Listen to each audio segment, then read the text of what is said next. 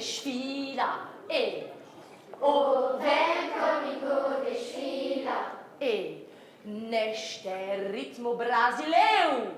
neste ritmo brasileiro. Oui, il doit sauter en l'air le brasileiro, hein, on l'a déjà dit. Hein. Batucada, Du rythme dans la bouche. de Salvador de Bahia.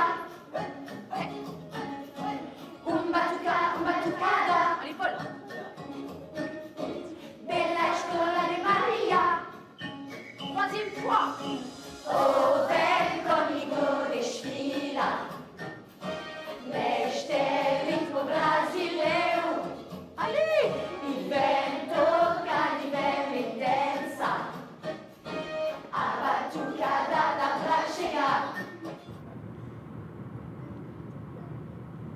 Quand au début je disais aux enfants que j'étais une chanteuse d'opéra, ils étaient un peu scotchés, quoi. Ils n'osaient même pas m'aborder de manière naturelle. C'est quand même une image un peu... on a encore une image un peu lointaine des musiciens, des chanteurs d'opéra, du monde lyrique. On se dit un peu qu'ils sont inaccessibles, qu'ils sont intouchables, qui ne vivent pas comme les autres. Mais si, en fait. J'ai découvert avec la transmission, je me suis ouvert des univers de musique en fait que je n'aurais peut-être jamais abordé avant, puisque j'étais uniquement dans le chant classique, le chant lyrique. C'est un travail à temps plein de travailler sa voix.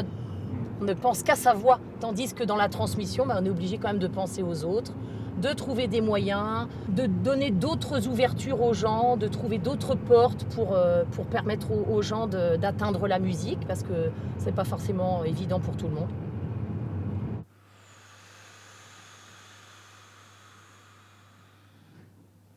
Voilà, ne relève pas le museau pour respirer. Et ça, c'est une attitude que j'avais quand j'étais petite. Et ben, je l'ai gardée, je m'en rends pas compte. Ben, faut plus, tu me regardes. Droit dans les yeux, allez.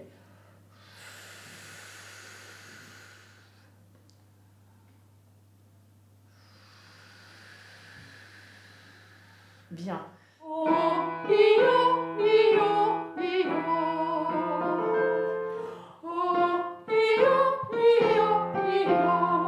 en fait encore quelques-uns comme ça. Avec plus de contentement dans les yeux et...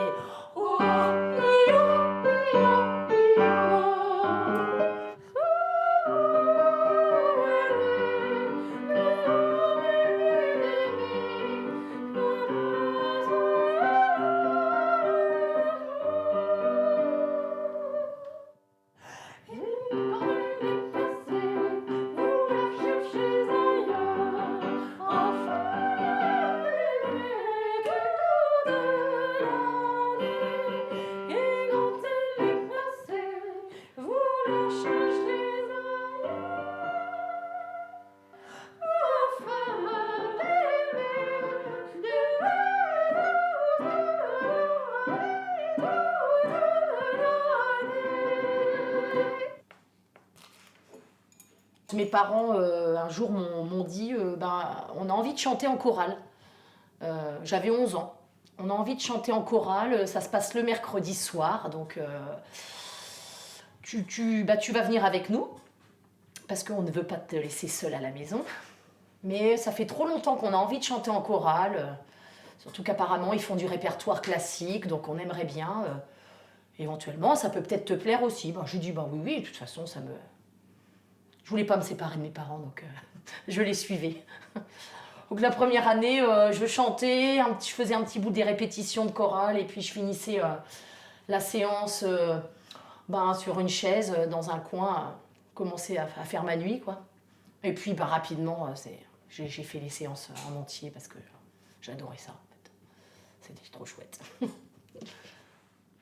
J'aime bien être entourée. J'ai été, je suis arrivée à la musique en étant entourée et vraiment être en partage total avec les autres et se sentir épaulée, même si dans une chorale, il y en a toujours qui ont un petit peu plus d'ego ou de prédominance sur d'autres. Hein. Ça existe toujours. Mais d'être seule quand même devant, j'ai toujours eu un petit peu peur. Alors qu'il y en a pour qui ça ne pose aucun problème. Il y en a qui sont plus faits pour ça même. Mais honnêtement, je pense que je n'étais peut-être pas, certainement pas faite pour être seule devant, tout le temps. Exposée, trop exposée. Donc, ben, finalement, en chœur, on est bien. Alors, attention, ça ne veut pas dire qu'on est à l'abri, hein, en chœur. On est exposé quand même. On est beaucoup à vouloir faire ce métier-là et à le faire parfaitement bien, quoi. Donc, si on a la moindre défaillance, c'est le jeu. On se fait remplacer. Et ça t'est arrivé? Bah oui, ça m'est arrivé. Ça m'est arrivé. Et ça m'est arrivé aussi, je vais pas dire à cause, mais du fait de mes congés maternité. Voilà. On s'arrête quelques mois, on se fait remplacer.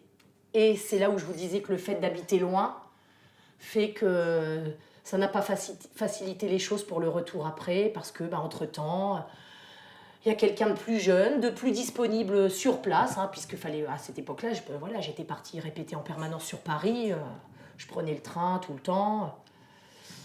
Donc on s'absente 4-5 mois, et puis quelqu'un vient vous remplacer. Hein. Donc moi, j'ai rien contre ces personnes-là, mais elles étaient juste là au moment où il fallait. Donc petit à petit, soit il faut garder sa place, soit on vous rappelle un peu après, parce que finalement, on se rend compte que vous êtes là, vous n'êtes pas tombé dans le trou. Et puis, puis voilà, je pense que c'est le jeu, hein, c'est tout. Il faut accepter qu'à un moment donné, on est beaucoup sollicité, et puis après, un peu moins. Elle est bien aussi, celle-là.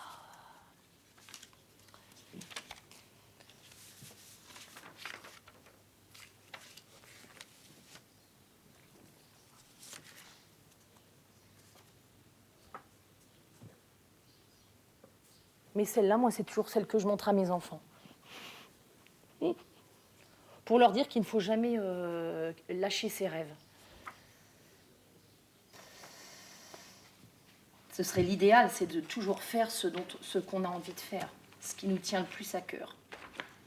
J'ai rarement fait de la musique sans vraiment aimer. Ça m'est arrivé, je pense, peu de fois, d'aborder des œuvres qui ne me plaisaient pas vraiment. Mais sinon, je pense que j'ai toujours tout aimé.